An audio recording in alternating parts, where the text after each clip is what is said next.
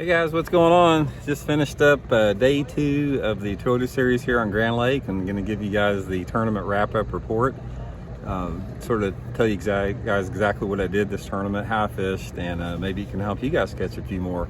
But anyway, I made a little comeback today. I had 15 pounds today. And with my limit yesterday, gave me about 27 pounds for the tournament for 2 days. And the story for me in this tournament is I was fishing what I felt the right stuff to fish here to win this tournament, but I only got one good bite. I caught a 5.5 pounder this morning, and the rest of them were just that I caught during the week were just solid 2.5 pounders, and caught a bunch of fish today. I caught a lot more than I did yesterday, and I was going to sort of run through you a little bit how I did it. In practice, I had most of my success fishing a chatterbait here. I was trying to basically skip it around docks, and I felt that was going to be the way to do good in this tournament. And the first day of the tournament yesterday, we had a tremendous amount of wind, and it made skipping that bait really difficult, because in order to skip that chatterbait, you need some pretty calm wind. And a lot of the docks I was fishing, you had like a 6 to 8 inch chop coming in there, so that made it pretty difficult.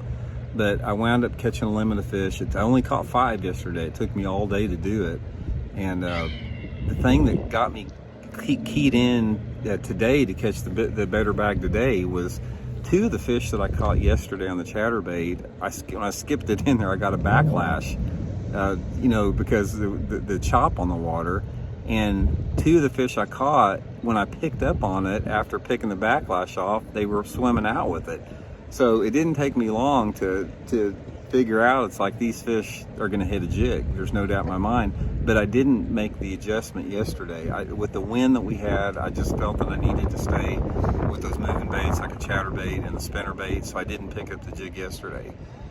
Today, when we woke up this morning, there wasn't any wind at all, and I was preparing for that. So last night when I got home, I tied up a couple jigs, and that was going to be my plan today, and it worked out perfect. Right off the bat, like the first stop, the second stop I made this morning, I caught my first one, which was a 5.5 pounder, the kicker that I needed. And so here it is, it's a little after 7 o'clock in the morning, and I got a 5.5 pounder in the boat, and all I need is to get 1 or 2 more good bites with a limit, and I'm going to be knocking on the door to make the top 10. But I never did get another good bite. I stayed with the jig, flipping docks all day long, in those spawning areas, and caught a bunch of fish. I bet I caught 15 keepers today, but they were all cookie cutters. I mean, I was culling them all day long, and they were like identical in size. I just couldn't believe it. I thought for sure putting that jig in enough places around those docks, I was going to get bit by another 5 or 6 pounder, and it just never happened. But the thing that you had in this tournament, it had so much fishing pressure that it's like you can get on a pattern, you can get on like a set of docks with the right angle of bank and the right depth, but when you try to run that, you run around to the next pocket or cove, and there's a couple boats sitting in there. So then what do? You try to keep hunting that same type of water, and that's what I did here. I fished all over the lake. I didn't really have one part of the lake that I felt was any better than the other, because the water visibility was pretty much the same throughout the lake. But anyway, overall, like I said, I came out of here with good points for the championship and everything.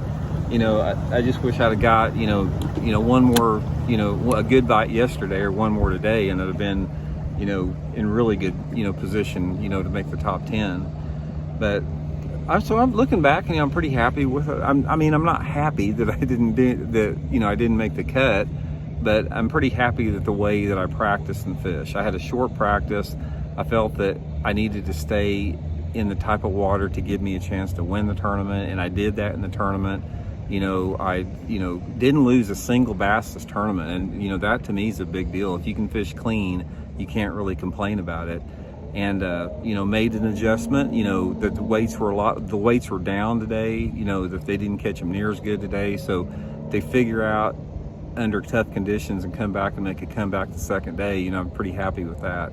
So anyway, if you can learn something from this tournament, guys, learn what I learned about like the chatterbait. Those fish are always trying to tell you something. When those 2 fish bit me with that chatterbait sitting on the bottom, that told me they didn't want to chase. That, you know, their mood was not a chasing mood, and I probably should have made the adjustment yesterday a little sooner, because I didn't even fish a jig yesterday. So the fish are always trying to tell you what they want or what they don't want, and that's what happened to me. And so it worked out from that standpoint. But yeah, I was fishing a full-size jig, a 3/8 ounce jig, full-sized, brown and orange, and with a little bit of red and black in it. You know, I was trying to mix up a little bit of everything, so it was orange, brown, black, and red with a Zoom Zoom Super Chunk trailer, green pumpkin on it, with the tails dyed red on it. So it was sort of a crazy looking jig, but it seems like that's the color they wanted, you know, with the water clarity that we have here.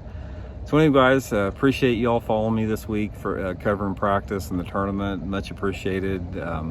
Like I said, oh, and another thing, I had all this on film, guys, and at 10 o'clock this morning, my dang GoPro came unloose off my windshield and went in the lake, and I lost my GoPro. I lost all my footage for the last 2 days, so I don't have anything to show you guys. I had some really good footage, man.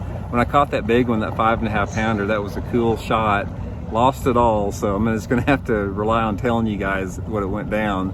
So I'm gonna have to go buy another GoPro now. So anyway, we'll check in later. Thanks for tuning in, much appreciated.